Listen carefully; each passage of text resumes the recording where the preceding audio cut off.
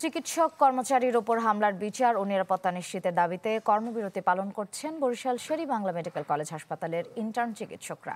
একই দাবিতে ৪৮ ঘন্টার আলটিমেটাম দিয়েছেন চিকিৎসক, নার্স, কর্মকর্তা, কর্মচারীরা।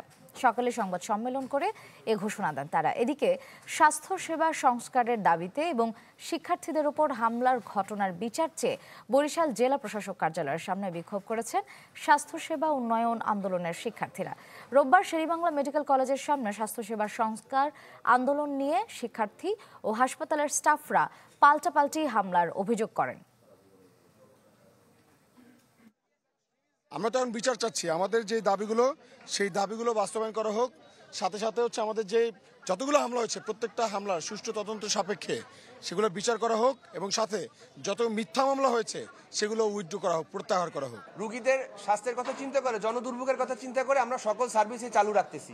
যদি ৪৮ ঘন্টার মধ্যে তাদের গ্রেফতার করা না হয় তাহলে আমরা ৪৮ ঘন্টা পরে পূর্ণ কর্মবিরতিতে যাব।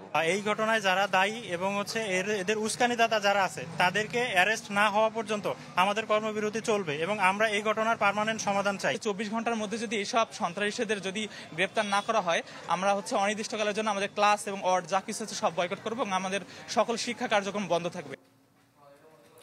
এ নিয়ে আরো খবর জানাতে বরিশাল থেকে যোগ দিচ্ছেন কাউসার হোসেন রানা। যাচ্ছি তার কাছে। রানা, এই যে বরিশাল শের-ই-বাংলা মেডিকেল কলেজে কর্মবিরতি এবং বিক্ষোভ কর্মসূচি চলছে, সেখানে চিকিৎসা নিতে আসা যে রোগীরা রয়েছেন বা স্বজনরা রয়েছেন তাদের কি পরিস্থিতি?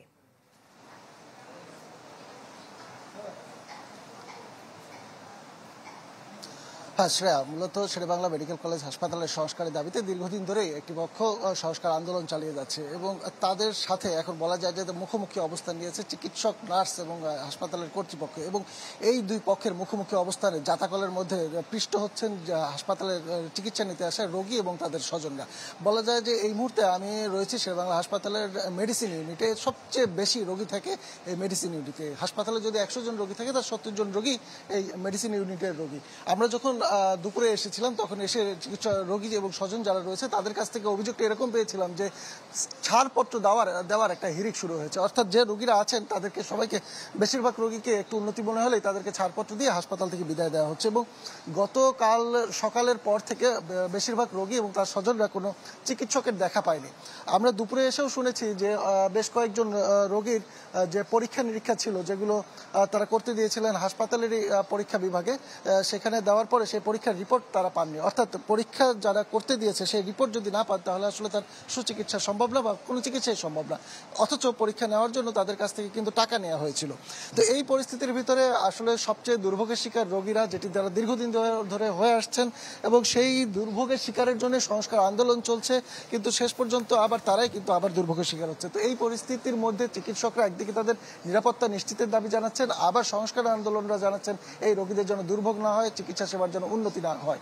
তো এই পরিস্থিতি সমাধান কিভাবে হবে এই বিষয়টি নিয়ে আসলে তাকিয়ে আছেন রোগী এবং তাদের স্বজনরা। তো এই ছিল বরিশাল শের-ই-বাংলা মেডিকেল কলেজ হাসপাতালের বর্তমান পরিস্থিতি। শ্রেয়া, ধন্যবাদ রানা। বরিশাল শের-ই-বাংলা মেডিকেল কলেজ হাসপাতাল থেকে এতক্ষণ আমাদের সাথে যুক্ত ছিলেন কাউসার হোসেন রানা।